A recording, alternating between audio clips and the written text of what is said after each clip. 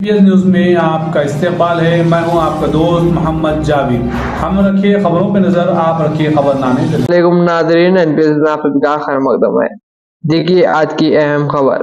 हमारे नुमाइंदे मोहम्मद जावेद की खास रिपोर्ट। हमारे चैनल को लाइक करें, शेयर करें, सब्सक्राइब करें, फेसबुक इंस्टाग्राम पर फॉलो करना ना भूलें।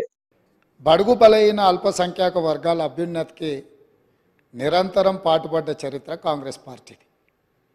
అందులో భాగంగానే కాంగ్రెస్ నేతృత్వంలో ఉన్న యూపీఏ 1 సందర్భంగా మైనారిటీల యొక్క అభ్యున్నతి కోసం, వాళ్ళ ఆర్థిక స్థితిగతులను అంచనా వేసి వాళ్ళ మేలు కోసం, వాళ్ళ అభివృద్ధి కోసం చర్యలు చేపట్టాలని ఆనాడు జస్టిస్ రాజేందర్ సచార్కం నేతృత్వంలో దేశంలోని ముస్లిం మైనారిటీ స్థితిగతుల అధ్యయనానికి ఉన్నత స్థాయి కమిటీ వేయడం జరిగింది అధ్యక్ష. ఆ రోజు ఆ కమిటీ చేసిన సమగ్ర అధ్యయనం, చేసిన సిఫార్సులను ఆధారంగా ముస్లిం మైనారిటీ అభ్యున్నతికి కన్వీనియర్గన్ రీతిలో ఆ రోజు ప్రభుత్వం చర్యలు చేపట్టింది. అది చరిత్రలో కాంగ్రెస్ పార్టీ తీసుకున్న నిర్ణయాలు కూడా మన కళ్ళ ముందు ఉన్నాయి.